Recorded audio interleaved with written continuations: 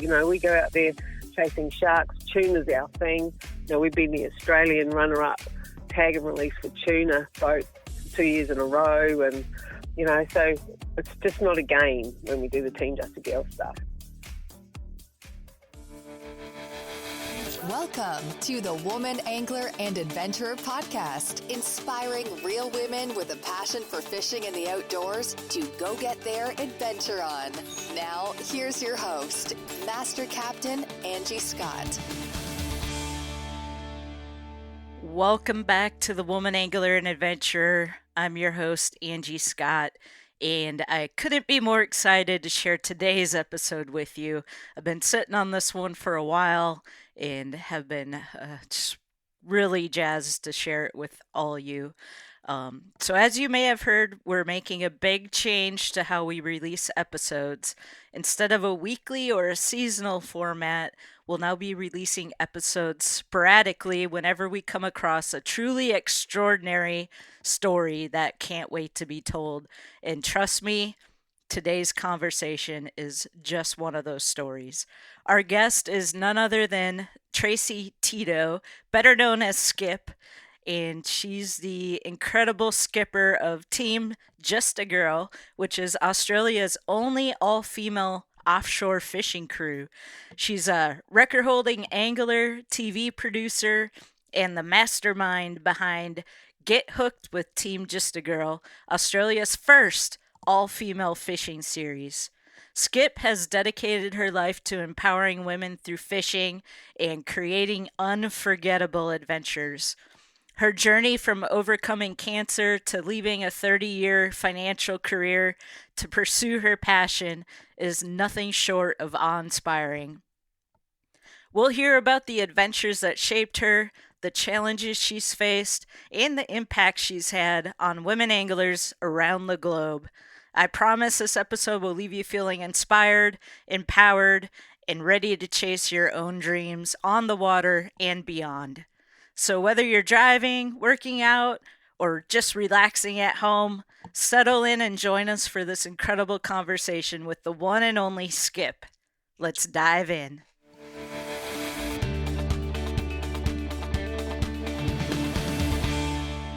Welcome back to the Woman Angler and Adventurer Podcast. I'm your host, Angie Scott, and today we have an incredible guest joining us all the way from Australia, Tracey Skip Tito, skipper of Team Justagirl.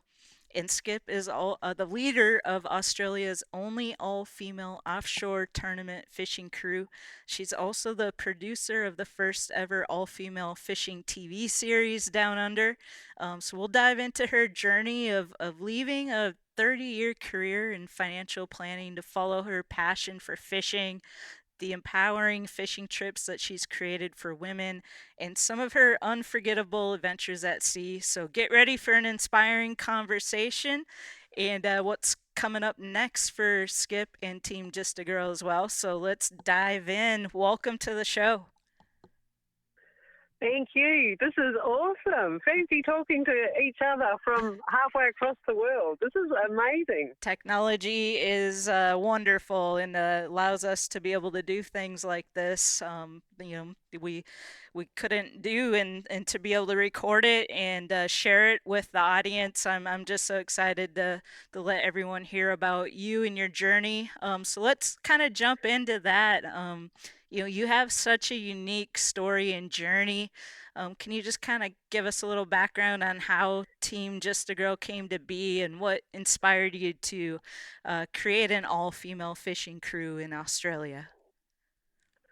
Certainly can. So it all came to probably, well, not fruition. I've always been a fishing girl. So I'm from New Zealand originally, and we just grow up there fishing and hunting and servicing cars and driving tractors and that sort of stuff. So I came over to Australia in 1986, my hubby and I and the older kids.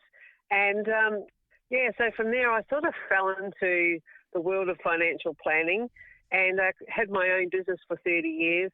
And then when the GFC hit, it was pretty horrific. I was awake most nights and most days because you guys, when you're awake, we're asleep. and your guys' financial markets are the lead as to what's going to happen here in Australia the next day. So there was no sleep for 3 or 4 years, and in the end I got so run down and I ended up sick. It's like something's wrong, something's not right, and it was a bit of a mess. So after some tests and all that sort of stuff, I was diagnosed with kidney cancer. And at that stage, I'm like, oh, you beauty, I'm out of here. This means I can go. And I said to my husband, I've got lots of life insurance, and I just can't keep doing what I'm doing. I hate it. I hate my life, and this is my opportunity. I want to check out. And he's like, you can't do this. It's like, as a financial planner, I saw so many of my clients diagnosed with cancer and then start chemotherapy and radiotherapy and be sick for 3 or 4 years and then die anyway. So I just didn't want to do the chemo stuff. So I made a compromise, and the compromise was the surgeon could remove the cancer. So I had a kidney removed, part of my intestine removed, and that's it, no follow-up treatment. And that was back in 2000, and I was diagnosed in 2013 and had the surgery very early in 2014 because I wasn't well enough for them to do the surgery at that point. So, hubby's like, so what do you want to do? It's like, I just want to go fishing. So that's how the whole get rid of the business and go fishing thing happened, And as a financial planner, I never ever had to worry about income or money. So, like, the world was my oyster, and my oldest girl, Renee, her and I, we're the fishing too, and we just travelled all over the world, and we fished all sorts of places and did some amazing stuff. And a couple of years later, it's like, oh, shit, I'm running out of money. What are we going to do? So we thought we'll find some other keen anglers who want to come in and join in with us and share the expenses. I own the boat, so, I've got a 7.8 metre bar crusher, so she's pretty good in offshore water. And so that's what happened. We had 2 guys on the boat to start with. That lasted like 2 fishing trips. It was like, stop playing with my shit. Don't touch my electronics. No, that's not how you tie it. And then going, look, you're just a girl. We know this shit. You're just a girl. What would you know? So that's pretty much where the name came from. Like, yeah, we're just a girl. And so we got rid of the blokes and we actually fished a tournament in Queensland called the Ribbons, which is a ladies' end of marlin season tournament. And I met a couple of girls up there from South Australia. So one of those girls, Leah, became one of my first female crew members. And from there, it's just gone from strength to strength. And, this season, I've got a new crew this last season and this season because I like to try and rotate them, so that I can teach as many. The whole goal with Team Justagirl is teach the girls to take the boat. Every weekend I see ladies at the boat ramp hanging on to a rope, and if their partner out there fell overboard or had a heart attack or got injured, they wouldn't even know how to pull the anchor up and get that boat back into the mooring. So to me it's like, come on, I'll teach you how to reverse this boat and trailer down the boat ramp and teach you that stuff so you're safe at sea. But so this last year we got invited to Tasmania.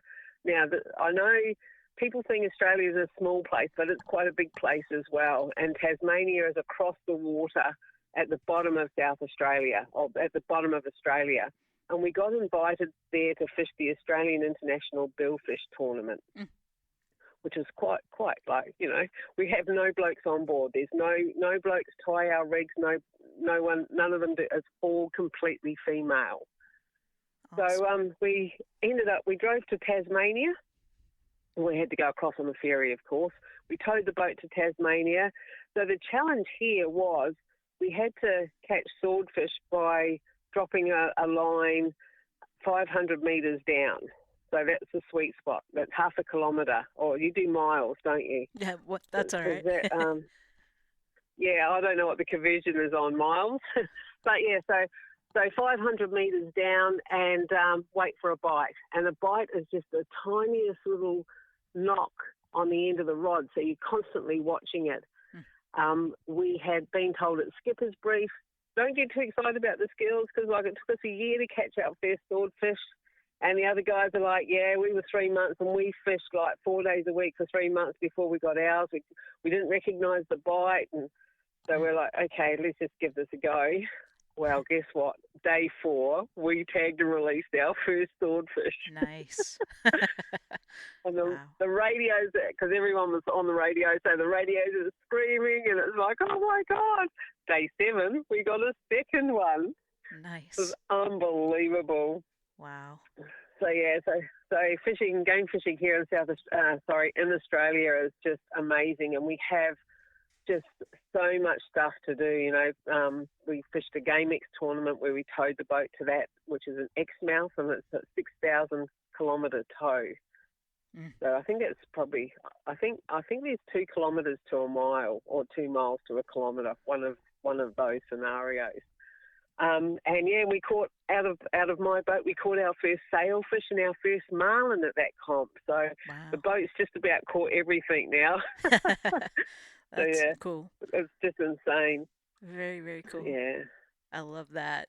So I know, you mentioned the empowerment aspect of taking women fishing and getting them, this hands-on experience, so they can go on and continue doing this on their own, which is just amazing. Talk a little bit more about that. Like, are there any particular inspiring stories that you've witnessed, or anything, further to share on that aspect of it? With the Team Justagirl stuff, what happened with that was during COVID, we were having a documentary filmed by a young lass from the UK called Katie Roberts, and she was here to film a documentary on women and women's in fishing, so our crew was the one. And this was in the February. We fished what was called the Coast to Coast tournament, and she was filming it. So we hadn't done anything with filming or anything at that point. You know, we didn't have a YouTube channel or any of that stuff. It was just hard enough trying to keep the fishing up. So COVID hit in March, and she had to go back to the UK, and she's like, here's all the footage. And I'm like, well, what am I supposed to do with it? Like, I don't know the first thing about it, Katie. And she's like, well, just make a YouTube channel. And I'm like, okay, we'll try and do something with it. And at that time, I was actually Uber driving to make a little bit of extra cash when it was windy. So, you know, that way I'm not good working for any other people. I've got to do my own thing. Yeah, absolutely. So yes, so that was working out good, except with COVID, they took all the Uber drivers and taxi drivers and everyone like that off the road immediately. And I got paid to stay at home for 2 years. So I thought, you know what, I'll just Google how to edit and I'll do something with this footage of that Katie's left. So that's what I did. I Googled how to edit and I created a bit of a YouTube channel. And I've got I'm very lucky to have some friends in some really great places. So there's a place here, Victor Harbour, where the mayor of Victor Harbour is a lady named Moira Jenkins. And she's a great mate of mine, and that particular tournament is in her town, so it's a Victor Harbour-based town. So there's also one of the other members for Parliament down there, the member for Mayo, which is Rebecca Sharkey. And she's a huge, big advocate for women and women in sport, fishing, and also community TV and radio and that sort of stuff. So I take those two fishing for that tournament. And halfway through COVID, I get a phone call from Rebecca Sharkey, and she says, hey, Trace, I've looked at your YouTube channel, Channel 44, which is a community channel, are looking for some content. You know, do you mind if I share? And I'm like, no, you can share. And I said, just they like it, tell them to give me a ring. I was quite casual about it because you would know, Ange, as well as I do, women in fishing, we get smoke blowing up our bums all the time and nothing ever happens, right? Absolutely. So, yeah, so I'm like, oh, yeah, okay. I know. Yeah, so from there, I got a phone call from Albert Jamay, who was the producer, and he said, I've had a call from Rebecca Sharkey. I've had a look at your stuff and I really like it, and I think there's the possibility we could even turn what you've got up there already into some sort of TV series. I've gone, oh, are you sure? And he's like, yeah. I'm really excited by it. Like, this stuff's good. Who's your editor? Oh, me. Oh, so where did you get your education? YouTube. He's like, what? I said, yeah, I just Googled how to edit, you know. And so that went to air, and from there I had women ringing me from all over Australia saying, hey, we want to come fishing with you. Can we be part of Team Justagirl? Now, Team Justagirl is not a charter boat. Here you've got to put your boat in survey, and my boat won't go into survey. They've got to be built to survey with, underfloor flotation tanks and all sorts of other things. So it's like, well, if you want to come fishing with Team Justagirl, you'll be on the water like at least 6 or 7 days a month. It's not free. Everyone shares fuel and all the other costs that go with it, and you've got to be committed. And there's all sorts of other things we do as well, like stuff for the community, and it's like, a lot of people just don't have that ability to be able to put that bit of time away. So I said to my husband, what am I going to do here? Because I just can't take random women out on the boat all the time. We're a competitive tournament crew. We go out there chasing sharks. Tuna's our thing. We've been the Australian runner-up tag and release for tuna boat for 2 years in a row. And, so it's just not a game when we do the Team Justagirl stuff. Mm-hmm. So he's like, well, just like you got a lot on your plate. It's like, I know, but there's all these women who, they just need an opportunity, Kev. And I just need to somehow, I don't know what I'm going to do, but I just need to somehow, I can't say, well, it's not my problem, go and sort it out. I need to create something. So Fishing Trips with Skip was created from that TV show, where now I take women all over the world. Oh, it's just incredible, the stuff that these women are just, they inspire me so much. It's just incredible. But one in particular I'd like to tell you about. The first big trip we did was to Darwin, which is on the other end of Australia. So 12 ladies arrive in Darwin. I'm going to paint you the picture here. I love it. 12 ladies arrive in Darwin. They don't know each other, right? All they've done is paid me money, put it into my bank account, and hope like hell that I am the real deal and not a scammer. And they're going to take 7 days in Darwin, meet me at the airport in Darwin. So they all get off the plane. I'd gone up a day or two early just to scope the place because I'd never been up there either. But you know what? Catching a barramundi was on my wish list. So what better way to do this but with other women as well. So they start getting off the plane and it's like, oh, you're so-and-so. And, I've all gathered them all together and I've got one missing. And I'm like, oh, where's this lady Wendy? On the forms, I didn't put date of birth, so I had no idea how old these women were. And next thing, this little bent-over old lady sidles up to me and she says, are you Skip? And I went, oh, are you Wendy? And she's like, yeah, I'm Wendy, It's like, okay, gosh, how's this going to work, And she was well in her 70s, and I knew that by looking at her. So we all got on the bus and we went to the bottle-o first to buy all the alcohol that we wanted each because it's easier to buy it and then take it with you. We did that and we called into a place called Berry Springs on the way up to Dundee. And everyone, they had a Sunday session there, so everyone had a few drinks and they all started to loosen up and start talking. Now, Wendy was telling me that her idea of fishing is a shardy in one hand and a rod in the other that her husband takes care of. Oh. And I'm like, oh, holy shit, we're in trouble here. Anyway, we get up to Dundee and we've got 3 boats with 4 anglers, and the anglers are all sort of pulled out of the hat. And at dinner that night, we went round the table and just all introduced ourselves. Now, Wendy's husband, Ian, had died 2 years past that, and she'd seen the thing for Fishing Trips with Skip in the Club Marine magazine and went, I'm going to do that.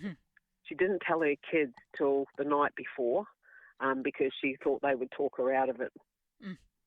By day 3, Wendy caught her very first barramundi, and she wound it right up to the top eye on her fishing rod, or pole as you guys call it. And it was like the whole boat screaming and carrying on. And if you look at our YouTube stuff, it's all over that because it was so inspiring. Nice. Wendy was 77 or 76 at that stage. And she had caught her very first barramundi in a little tiny, 5-metre boat with no shade in Darwin with crocodile-infested waters. And guess what? The plum disappeared. Wendy started to swear like the rest of us, that potty mouth you get when you're out there fishing. And the whole thing changed. And for Wendy, the night before she left, she said to me, "I need to talk to you, Skip." And I'm like, uh-oh, something's not gone right here. So she said to me, "Thank you so much. You've taken me out of the waiting room." And I'm like, huh? And she's like, "I was just waiting to go with Ian, and now I don't want to go. I want to come with you." Oh. So since then, Wendy's been to New Zealand. She's caught kingfish in New Zealand. She's been in South Australia and caught sharks and bluefin tuna with me. She's been to Fiji and caught fish in Fiji with me. And we've just done a weekend on a sailing ship called Brindabella, which is a famous sailboat here, and we used to do the Sydney to Hobart races, and we sailed down to Kangaroo Island and spent the next day fishing and sailed home. So she's just done that trip with me too, and she's 80 in February. Wow. That might be the most empowering story that's been shared on this podcast to date. That's pretty amazing. Oh, she is just amazing. Yeah, and look, she's all over my YouTube channel. Like, her name's, we call her Bendy Wendy. She went from this little bent over stuck lady to, I think it was night 4 in Darwin. She whacked her leg up on the table in the hope of getting a trophy. But that A Fishing Trip with Skip is also now a TV series, and A Fishing Trip with Skip to Darwin is actually up on our YouTube channel, so you can watch that whole series up there and introduce yourself to Wendy, because she is an amazing lady. Very cool. I'll definitely share links to that so people can go check that out. I love the whole just transgression of your story and how one thing led to another, and getting that footage, and then COVID and that turning into a TV series that I'm sure has just inspired many women throughout Australia. And that just kind of has me wondering, since I'm over here in the United States, I'm curious, what's the culture like? I'm wondering if it's somewhat similar in fishing as it is here, to where it's always been a very male dominated sport, but it sounds like you, being from New Zealand, kind of grew up fishing. That's kind of a normal thing, so maybe there's more families and women involved in it than maybe in other places. I know I grew up up north in Minnesota, and it was more of a family type activity. And then when I moved to the south, it was a little different. It's more, men going out, bass fishing tournaments, that type of thing, and not a lot of ladies involved. Of course, that's starting to change quite a bit now. But is it kind of similar feeling in Australia? Yeah, look, it's a lot easier now than it was 27 years ago. I brought my first boat, and, I went to buy a boat, and the guy said, "Just get your husband to come in and talk to me, chickie." I'm not going to tell you what I said because, you're censored. But, yeah, from there, it was a bit of a hostile thing with me anyway, and I was going to certainly achieve with buying a boat. That was what I was going to do. But, look, it's a lot better than it ever was, and there's actually, like in places like Queensland, there's more women fish than men. But we still have that. The guys will all say, "Yeah, go the girls, yeah, the girls," but deep down, that's not what they mean really, if you know what I mean. Mm-hmm. Especially the older guys. I did a guest speaking thing at BCF, which is a boating and camping and fishing store, and I had one guy sidle up to me, an older guy sidle up, and he whispered in my ear, "You're a effing disgrace. You should be home looking after your family." Wow. And I'm like, I just looked at him and just nodded my head, like, "I'll show you." And he's probably the catalyst too that made me show people as well.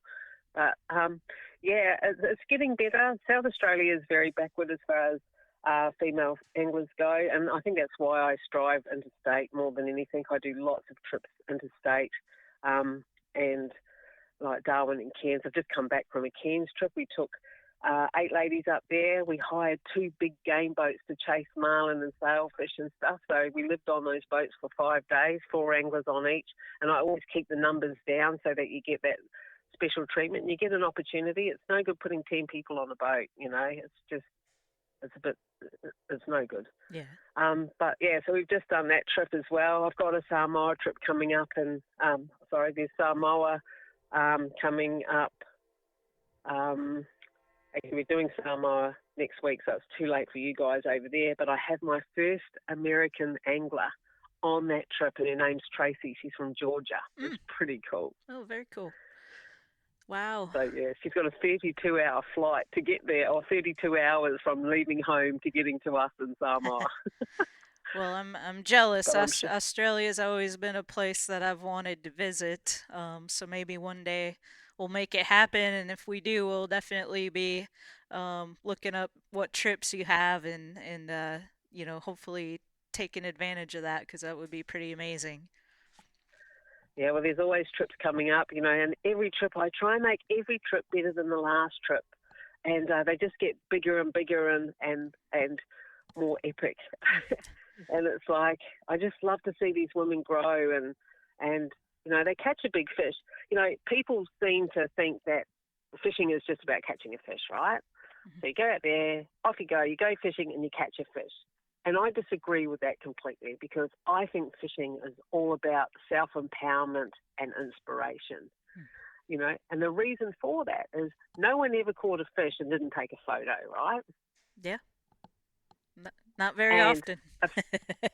No, and someone talks about fishing, I've never seen anyone pull their phone out to show someone a photo of a fish without a smile on their face. They're gleeful. They're like, oh my God, look what I caught. Look what I caught. How cool is this? And how empowering and inspiring is that internally for yourself? It's just incredible. I know I do it. I got big fish I've caught, and I love showing people my fishing pictures. Well, speaking of impressive catches, do you have any favorite species that you like to target? Yeah, look, I love the southern bluefin tuna. We've been chasing those for so long now. We tag and release. We belong to the Game Fishing Club of South Australia, and we probably tag at least 100 bluefin tuna a year. And we may accidentally kill 3 maybe, and if we do, then we use them for bait and we use sashimi for one. But I think one of the big things that got me really hooked on bluefin tuna was, if I go back to like 2015, I reckon, this is when the first big 100-kilo plus tuna started coming through our coastline here in South Australia. And we've been trying to catch them, and no one really knew what to do with them at that stage. We were tying big lures that were about, now I'm going to get stuck on the systems again, about a foot long, about 12 to 18 inches long, so quite big lures. Yeah. Dragging those around, chasing these fish. And Renee and myself, this is before Team Justagirl, so this is Renee, my eldest girl. Her and I had spent a week down at a place called Robe trying to catch one of these big tuna. So I think it was about day 3, and we're trolling these 2 lures. We'd only just put the lures in, and we had a double hookup of these huge big fish. And it's like, and there's only 2 of us in the boat, right? And it's like, holy shit, what are we going to do? And Ren's like, oh, Mum, just cut mine off. It's like, I don't want to cut it off. It's like $300 worth of shit attached to that line. She's like, we can't do 2 of these. Someone's got to drive the boat. So we cut her off, and I took on the mammoth task of catching this tuna. So it took 4.5 hours. We got the thing to the surface a couple of times, and as soon as Renee stopped the boat and got off the wheel to come and help sort of lead of the fish, it would just go straight back down again. So we did that 3 times, and then Ren's like, she got on the radio and she's like, hey, Fleet, Justagirl, there's not going to be anyone at the helm when we're going to be in idle mode. We can't get this fish in, so can you please give us some space, da-da-da. So that's what we did, and with the boat moving forward slowly, the fish stayed at the surface. So we got this fish. We put a gaff in him. He was buggered. I was buggered. And Ren's like, what are we going to do? I said, we're going to take him in and weigh him, because, at that point in time, we were about the first females to have been catching these big fish. Yeah. So from there, we got this fish to the side of the boat. We've tail wrapped him and tied the tail up high so the tail's out of the water, so he wasn't going to go anywhere that way. Amran's like, what do we do now? I said, how are we going to get it in the boat? Because I was buggered and she couldn't just pull this tuna. It was a 100-kilo tuna, like, you know, and we couldn't get it through the back door because it was too big. So we had to try and bring it up over the side. And then we get this radio call from one of the guys saying, hey, Justagirl, have you got that fish? Because they were watching what we were doing. And I said to Renee, just get on the radio and see if they can come over and jump on the boat and give us a hand. So she's done that. Like, Justagirl's got a tuna at the side of the boat, estimated weight 100 kilos. And like, everyone's like, yoo-hoo. Do you need a hand? It's like, yeah, we can't get this fish in the boat. So they came over and jumped on our boat and helped us, got the fish in, which was really cool, and took photos for us, which was great. And then the guy said, are you going to go again? It's like, no, I can't do that again. And Ren's like, Mum, no, we're going to go on. We're going to take it in and we're going to weigh it and make sure we get it iced down and everything so we don't waste it, you know. Yeah. So I said, how are you guys going? And they said, oh, we haven't had a touch. So I just cut the lure off my line and gave it to them and said, there you go, boys. Get it back to me at some stage, you know. Yeah. So the end of that story was they actually tied that up, chucked it in the water, trolled probably half a K away from us and hooked up bang on their own barrel. So it was pretty exciting. That is awesome. But it weighed officially at 99 kilos bled. So wow. It was pretty cool. Very, very cool. Well, I've loved these stories, and you know, through everything you've done, and you know, television and all the other things, I'm sure you've had a lot of women and girls come up to you or reach out to you and ask for advice. And there may be some ladies listening to this right now who are thinking about maybe trying fishing for the first time. What advice do you give to them, as far as like what a good first step they should take? A great first step is to join a club. You know, join a club, because there's nothing like people who, and even the guys in the clubs, you know, we belong to the Game Fishing Club of South Australia and the Tasmanian Tuna Fishing Club.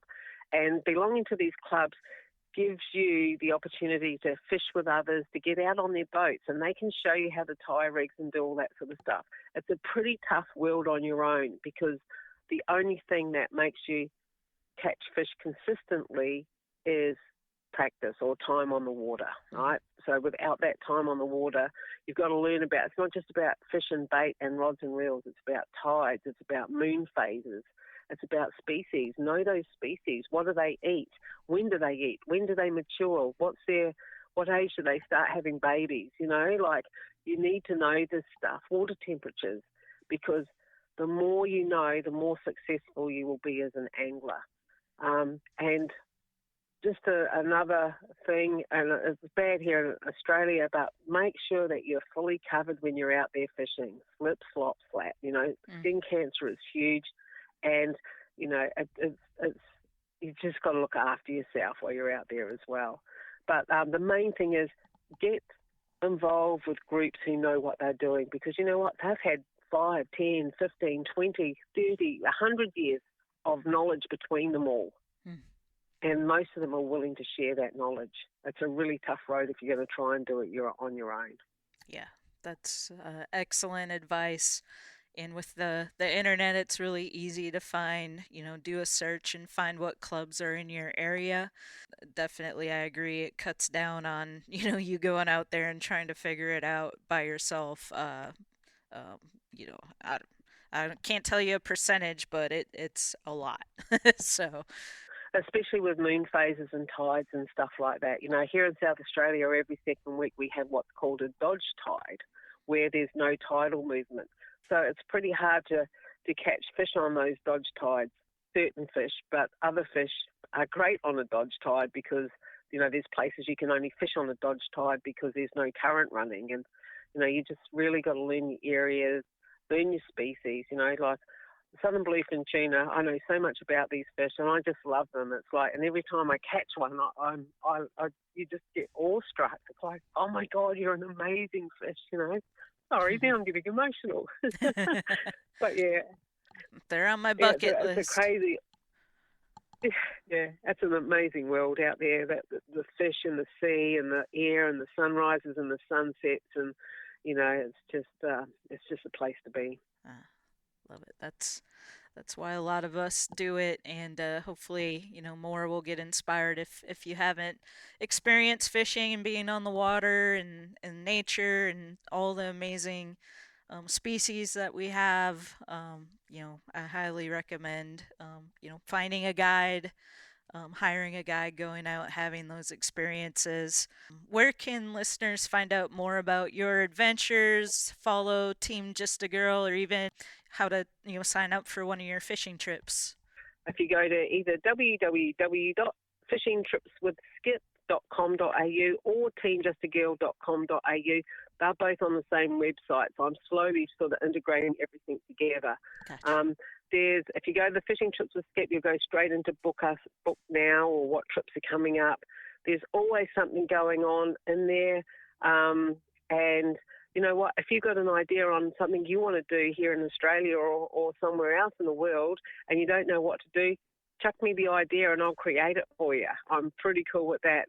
The idea with Fishing Trips with Skip is, like, we're all busy and it's really hard if you don't know what you really want to do. Like it might be, I just want to catch a marlin, and we do lots of those type of trips as well. But with me, all you got to do is pay your money, fill in a form, get your flights and arrive at the airport, and I take care of absolutely everything else. There's no extra money to spend except for alcohol. So I always try also to do a couple of days of experiences whenever we do those trips, so we can put a little bit of money back into the local community, whether it be the local park or, there's a trip to Port Lincoln where we're going cage diving with great white pointer sharks. Wow. That's coming up, and that one's going to be epic. 6 ladies only, and you're going to have to be brave, because as much as people go, I wouldn't be able to do that, once you're with 6 other inspired women, guess what? You actually can do that stuff. You just grow your balls, friendship, fun, and fishing. That's what Fishing Trips with Skip is all about. I love it. All right. Well, we'll put those links in the show notes for this episode as well. We could keep talking for a long time. I'm sure you have, the short stories you shared today. I'm sure you have hundreds of others. And I just really appreciate you taking some time out of your day, and looking forward to letting our audience hear this conversation. And thank you just, so much.